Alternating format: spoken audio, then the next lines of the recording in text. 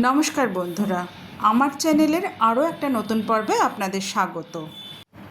প্রতিদিন সকালবেলা ঘুম থেকে উঠে আমাদের প্রথম চিন্তা আজ কী রান্না করব। আর বাড়িতে যদি সুগারের পেশেন্ট থাকে তাহলে কখনো কখনো সেই চিন্তা সমস্যার আকার ধারণ করে। আজ বন্ধুরা আপনাদের সঙ্গে এমনই একটা রেসিপি শেয়ার করব যেটা খেতে শুধু সুস্বাদু নয়, শরীরের জন্যও ভীষণ উপকারী, বিশেষত যারা ওজন কমাতে চান অথবা যারা সুগারের পেশেন্ট। তরমুজ শুধু মরশুমি ফল নয়, মরশুমি সবজিও। এবার বলি কিভাবে কাটবো আর কোন অংশটা সবজি হিসেবে ব্যবহার করব।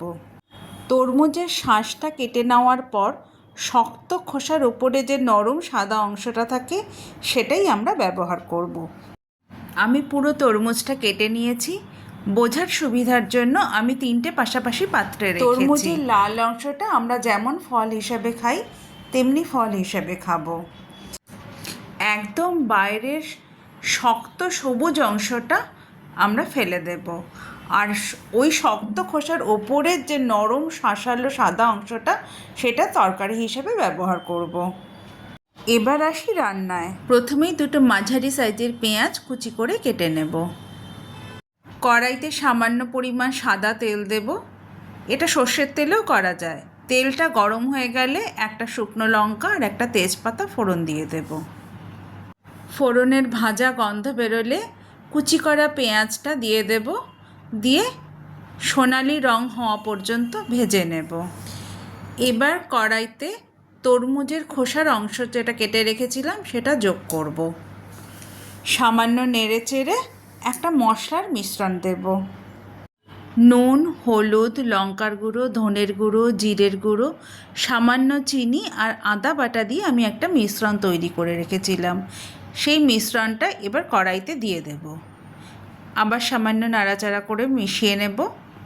তরমুজের মধ্যে যেহেতু 92% জল থাকে, তাই আলাদা করে এই রান্নার জন্য কোনো জল দেওয়ার প্রয়োজন নেই। শুধু ঢেকে দিলেই ওটার থেকে প্রচুর জল বেরোবে এবং সেই জলেই তরমুজের খোসাটা সেদ্ধ হয়ে যাবে। প্রচুর জল বেরিয়েছে, সবজি সেদ্ধ হয়ে গেছে। এবার আঁচটা বাড়িয়ে দেব যাতে জলটা শুকিয়ে যায় আর মশলাটাও ভালোভাবে কষে যায়। জল শুকোতে থাকুক, ততক্ষণ আমরা তরমুজের গুণাগুণ একটু জেনে নিই। তরমুজের মধ্যে রয়েছে প্রচুর পরিমাণ vitamin A, C O B6, যা রোগ প্রতিরোধ ক্ষমতা বাড়ায়, ত্বকের ঔজ্জ্বল্য বাড়ায়, রাতকানা রোগ প্রতিরোধ করে।